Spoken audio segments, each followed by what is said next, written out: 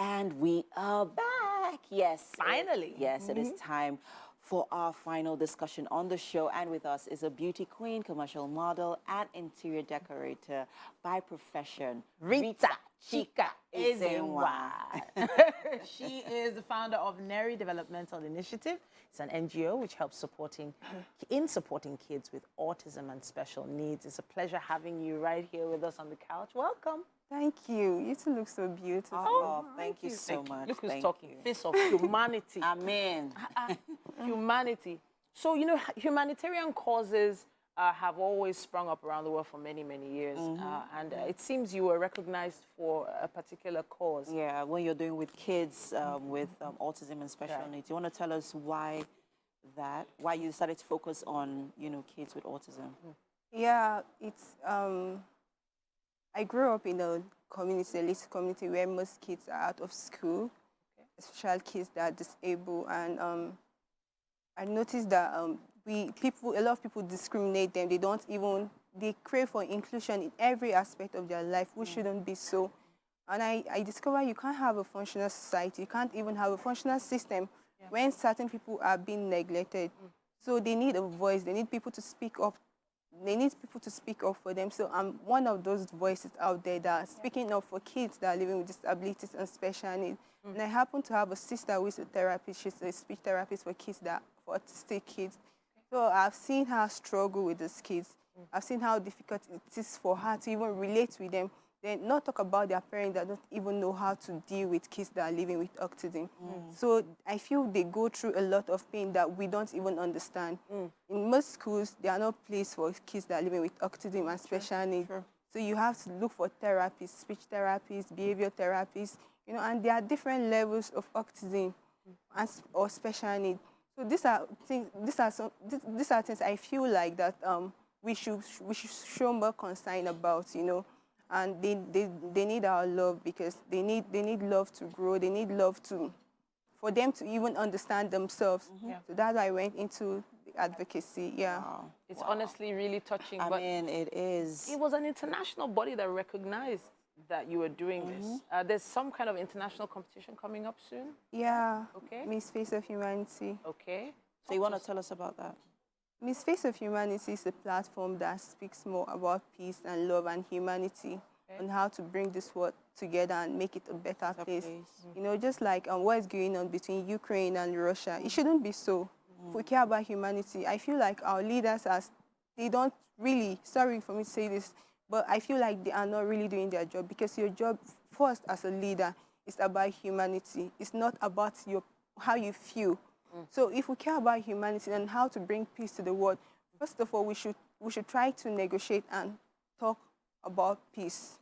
When we really care about humanity, we won't have a lot of war, won't have kidnapping, won't have robbery. We need to care about one another, and that is what this platform is all about. Okay. So I would like you to elaborate a little more on the Face of Humanity project. So is it a beauty contest between founders of NGOs that are working in the humanitarian space, or it is just between NGOs? They pick women that has a voice. They believe women are change makers. So I don't know how they pick. Most of the women they pick in different countries, but this is my belief. They believe that we have the voice to change the world, to change the narrative, and we can bring positive light into the world. So they pick change makers, women that has advocacy, that have things to bring to the world, that has a voice to give out there. So I feel that is what the Face of Humanity is all about. Yeah. All right. I know that you started this NGO this year. How has that? I would like to know the kind of impact it has had on you.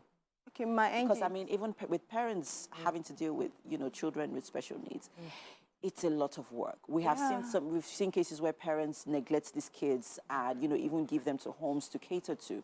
I mean, someone in your line of work, how have you been able to deal with many of the cases that you have come across? First of all, you have to sit down and understand these kids. Kids have different level of special need. So, and the way you deal with these other kids is different with the way you deal with other kids. Some might be speech therapy, some might be slow developmental milestone that they might have. So you have to understand this kid, study this kid, then communicate with their parent, because no matter what you try, like, I'm not a therapist, but I've seen my sister work. Whatever she does with these kids, they have to help them too at home. You understand? That is to say that the parents need to learn, because a therapist can't keep on doing the work. So what my NGO does is to help recognize these kids that are going through this special need, that are from poor background, that can't even afford education. We try to get a therapist for them. We try to provide the necessary equipment they need to study, because they are special needs. They don't study like every other kids, like that could use pen. They have therapy boards. They have other things you need to help them to learn. You understand? And they are gifted.